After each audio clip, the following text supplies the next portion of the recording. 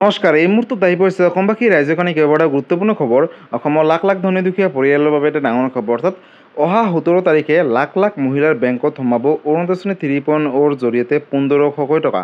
কিন্তু এই টকা লাভ কৰিব হ'লে বিশেষ এটা কাম কৰিব লাগিব। লগতে ৰেচন কাৰ্ডক লৈ মুখ্যমন্ত্ৰী ডক্টৰ হিমন্ত বিশ্ব শৰ্মাই কৰিলে বিৰাট ঘোষণা। আৰু যিসকল দুখীয়া দৰিদ্ৰ পৰিয়াল ৰাজ্যত আছে তেওঁলোকে যদি এতিয়ালৈকে চৰকাৰী ঘৰ পোৱা নাই তেনেহ'লে এটা ভাল খবৰ, কাৰণ ৰাজ্যত নতুনকৈ লাখ লাখ পৰিয়ালক দিব চৰকাৰী ঘৰ। গতিকে ভিডিঅ'টো সম্পূৰ্ণ চেষ্টা কৰক, ভালদৰে বুজি লওক। তবলক ভিডিঅ'টো আৰম্ভ কৰোঁ।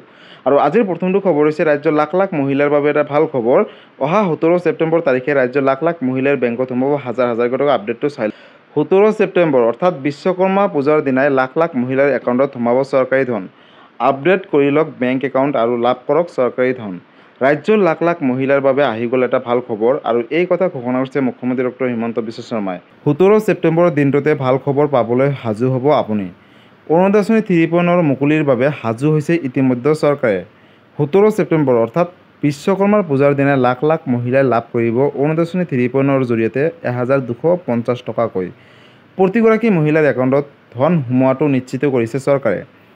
ঘৰে ঘৰে গৈ চৰকাৰে ছাৰ্ভে চলাব বুলি ঘোষণা কৰিছে। লগতে 40 লাখ পৰিয়ালে লাভ কৰিব অৰুণোদয় 3.0ৰ জৰিয়তে 1250 টকাকৈ। তাৰ বাবে শীঘ্ৰেই কৰি লওক আপডেট অথবা সক্ৰিয় কৰি লওক আপোনাৰ বেংক একাউণ্ট। ঘৰে ঘৰে গৈ দিয়া হ'ব এই আঁচনিৰ সুবিধা বুলি ঘোষণা কৰিছে মুখ্যমন্ত্ৰীগৰাকীয়ে। প্ৰধানমন্ত্ৰী নৰেন্দ্ৰ মোদীৰ জন্মদিনৰ দিনা ৰাজ্যত মুকলি হ'ব এই আঁচনিৰ 3.0ৰ জৰিয়তে ধন। ছেপ্টেম্বৰ মাহৰ 17 তাৰিখে আনুষ্ঠানিকভাৱে মুকলি কৰা হ'ব অৰুণোদয় 3.0ৰ জৰিয়তে 1250 টকাকৈ। অৰুণোদয়ৰ বাবে শীঘ্ৰেই মুকলি কৰা হ'ব পৰ্টেল। লগতে মহিলাসকলে সকলো অভাৱ অভিযোগ দিব পাৰিব এতিয়াৰ পৰা পৰ্টেলত গৈ। লগতে মুখ্যমন্ত্ৰী ডক্টৰ হিমন্ত বিশ্ব শৰ্মাই ডাঙৰ সিদ্ধান্ত গ্ৰহণ কৰিছে। গতিকে বন্ধুসকল, আপোনালোকৰ হাতত মাত্ৰ বিশেষ কেইটামান দিনহে আছে। অৰ্থাৎ অহা 17 ছেপ্টেম্বৰ তাৰিখে 1250 টকাকৈ ৰাতিপুৱা 10 বজাৰ লগে লগে আপোনালোকৰ বেংক একাউণ্টত DBT যোগে এই টকাসমূহ প্ৰেৰণ কৰিব ৰাজ্য চৰকাৰে। তাৰ বাবে আপোনালোকে বেংকৰ লগত আধাৰ কাৰ্ডখন লিংক ৰাখিব লাগিব। যদিহে এতিয়ালৈকে বেংকৰ লগত আধাৰ কাৰ্ডখন লিংক কৰা নাই তেনেহ'লে অতি শীঘ্ৰেই কৰি লওক, যিহেতু 17 ছেপ্টেম্বৰ তাৰিখে আপোনাৰ বেংক একাউণ্টত চৰকাৰে সোমাব 1250 টকা। লগতে 1500 টকা দিব জানুৱাৰী মাহৰ পৰা। গেছ চিলিণ্ডাৰ ক্ৰয় কৰিলে 250 টকা ৰাজ সাহায্য হিচাপে দিব, আৰু অৰুণোদয় 1250 টকা। গতিকে তেতিয়া 1500 টকা লাভ কৰিব। গতিকে অৰুণোদয় লৈ এইটো এটা ডাঙৰ আপডেট আছিলে। আৰু আজিৰ পৰৱৰ্তী খবৰটো হৈছে ৰেচন কাৰ্ডক লৈ আপডেট আহিছে, চাই লওক।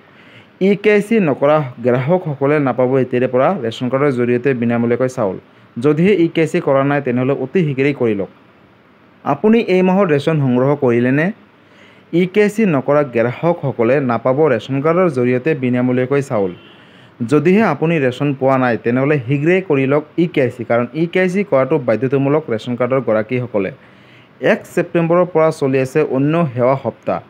নতুন নিয়মেৰে সংগ্ৰহ কৰিব লাগিব এতিয়াৰে পৰা ৰেচন কাৰ্ডৰ জৰিয়তে বিনামূলীয়াকৈ চাউল।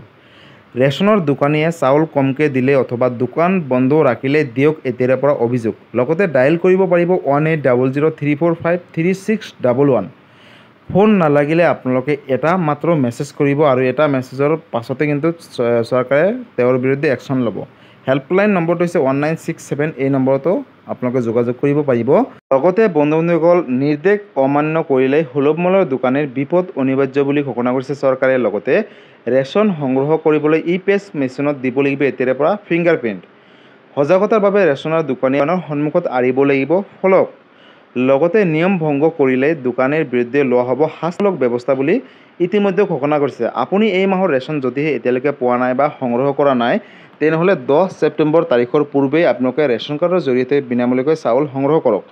কাৰণ যদি EKYC কৰিছে তেনেহ'লে সংগ্ৰহ কৰক, যদি EKYC কৰা নাই তেনেহ'লে পোনপ্ৰথমতে EKYC কৰক ৰেচন কাৰ্ডৰ জৰিয়তে, তাৰ পিছতে আপোনালোকে চাউলখিনি লাভ কৰক। লগতে অহা 1 অক্টোবৰ তাৰিখৰ পৰা অতি কম দামতে চাউলৰ লগতে লাভ কৰিব দাইল, চেনি, নিমখ আৰু লগতে গেছ চিলিণ্ডাৰ। আৰু এই কথা ঘোষণা কৰিছে মুখ্যমন্ত্ৰী ডক্টৰ হিমন্ত বিশ্ব শৰ্মাই। গতিকে ৰেচন কাৰ্ডক লৈ এইটো এটা ডাঙৰ আপডেট আছিলে। এই ভিডিঅ'টো সকলো ৰাজ্যবাসীৰ মাজলৈ শ্বেয়াৰ কৰি দিব, যাতে এই ভিডিঅ'টো চাই সকলোৱে জানিব পাৰে এই নতুন আপডেটৰ বিষয়ে। লগতে বন্ধুসকল, আজিৰ পৰৱৰ্তী খবৰটো হৈছে আন এটা ডাঙৰ খবৰ। অৰ্থাৎ ৰাজ্যৰ লাখ লাখ মহিলাৰ বাবে এটা খবৰ, কাৰণ চৰকাৰে ব্যৱসায় কৰিবলৈ মহিলাসকলক দিব 85,000 টকা। নতুন এটা আপডেট আহিছে, পোনপ্ৰথমতে আপডেটটো এবাৰ চাই লওক। ৰাজ্যৰ লাখ লাখ মহিলালৈ ভাল খবৰ। ব্যৱসায় কৰিবলৈ চৰকাৰে মহিলাক দিব হাজাৰ হাজাৰকৈ টকা। কিন্তু এই টকা কোনে কোনে লাভ কৰিব? ৰাজ্যৰ লাখ লাখ মহিলালৈ সুখবৰ দিলে মুখ্যমন্ত্ৰী ডক্টৰ হিমন্ত বিশ্ব শৰ্মাই। ব্যৱসায় কৰা মহিলাসকলে লাভ কৰিব পোচাকি 1000কৈ টকা। প্ৰথম পৰ্যায়ত দিব 10,000 টকা, দ্বিতীয় পৰ্যায়ত দিব 25,000 টকা আৰু তৃতীয় পৰ্যায়ত দিব 50,000কৈ টকা। গতিকে বন্ধুসকল 10,000 টকাৰে ভাল কাম কৰিলেহে পৰৱৰ্তী কিস্তিত 25,000কৈ টকা লাভ কৰিব। লগতে 25,000 টকাৰে ব্যৱসায় কৰি উন্নতি কৰিলেহে 50,000 টকা পাব। নিজাকৈ যদি ব্যৱসায় কৰিব নোৱাৰে বা উন্নতি কৰিব নোৱাৰে তেনেহ'লে নিজৰ স্বামীক সহায় কৰিব পাৰিব। মোবাইল কিনা মহিলাই কিন্তু নাপাব 25,000কৈ টকা নেক্সট ইনষ্টলমেণ্টৰ জৰিয়তে। মুখ্যমন্ত্ৰী ডক্টৰ হিমন্ত বিশ্ব শৰ্মাই ডাঙৰ ঘোষণা কৰিছে। গতিকে ৰাজ্যৰ লাখ লাখ মহিলাৰ বাবে এটা সুখবৰ, কাৰণ যিসকল মহিলাই আত্মসহায়ক গোটৰ বাবে আবেদন কৰিছিলে তেওঁলোকৰ প্ৰথম কিস্তিত দিব 10,000 টকা, দ্বিতীয় কিস্তিত দিব 25,000 টকা আৰু তৃতীয় কিস্তিত দিব 50,000 টকা, অৰ্থাৎ সৰ্বমুঠ 85,000 টকা দিব। কিন্তু এই টকা লৈ আপোনালোকে যধে মধে খৰচ কৰিব নোৱাৰিব। এই টকা লৈ আপোনালোকে ভালকৈ ব্যৱসায় কৰিব লাগিব, ভাল উন্নতি কৰি দেখাব লাগিব চৰকাৰক, তেতিয়াহে পৰৱৰ্তী কিস্তি ধন লাভ কৰিব। আৰু ইয়াৰ বাবে চৰকাৰে কিন্তু প্ৰত্যেক মহিলাৰ ঘৰত ছাৰ্ভে কৰিব যে এই টকা লৈ ভালকৈ ব্যৱহাৰ কৰিছে নে অন্য কিবা কামত খৰচ কৰিছে। যদি ভাল ব্যৱহাৰ কৰিছে তেনেহ'লে পৰৱৰ্তী কিস্তিত টকা পোৱাটো নিশ্চিত। গতিকে এইটো এটা ডাঙৰ আপডেট আছিলে। আৰু আজিৰ পৰৱৰ্তী খবৰটো হৈছে ৰাজ্যৰ লাখ লাখ পৰিয়ালৰ বাবে এটা ডাঙৰ খবৰ। তো যিসকল দুখীয়া পৰিয়াল এতিয়ালৈকে চৰকাৰী ঘৰ পোৱা নাই তেওঁলোকলৈ ভাল খবৰ, বিশেষকৈ নতুন আপডেট আহিছে, চাই লওকচোন। চৰকাৰী ঘৰৰ তালিকাত নাম অহা নাই নেকি আপোনাৰ? আজিয়ে কৰক এই 6টাকৈ কাম আৰু অভিযোগ দিলে ল'ব লগে লগে ব্যৱস্থা চৰকাৰে। বন্ধুসকল, চৰকাৰী ঘৰ নোপোৱা লোকৰ বাবে আহি গ'ল এটা ভাল খবৰ বা সোণালী সুযোগ। চৰকাৰী ঘৰ নোপোৱা লোকৰ বাবে আহি গ'ল ভাল খবৰ। যিসকল দুখীয়া পৰিয়াল চৰকাৰী ঘৰ পোৱা নাই, তালিকাত যদি নাম অহা নাই দিব পাৰিব এতিয়াৰ পৰা আপোনালোকে নিজৰ মোবাইলৰ পৰাই অভিযোগ। মুকলি হৈছে হোৱাটছএপ নম্বৰ, অৰ্থাৎ চৰকাৰে হোৱাটছএপ নম্বৰ মুকলি কৰিছে দুখীয়া পৰিয়ালৰ ক্ষেত্ৰত। হোৱাটছএপ নম্বৰটো হৈছে 8810389745। এই নম্বৰত আপোনালোকে কিন্তু যোগাযোগ কৰিব পাৰিব। ফোন কৰিও ঘৰ নোপোৱাৰ বাবে আপোনালোকে দিব পাৰিব অভিযোগ। কিবা কাৰণত যদি ঘৰ পোৱা নাই, কেঁচা ঘৰৰ ফটো তুলি দি পঠিয়াই দিয়ক এই হোৱাটছএপ নম্বৰত আৰু আপোনালোকে লাভ কৰিব চৰকাৰী পকী ঘৰ। ফোন কৰিও ঘৰ নোপোৱাৰ বাবে আপোনালোকে এতিয়াৰ পৰা দিব পাৰিব অভিযোগ।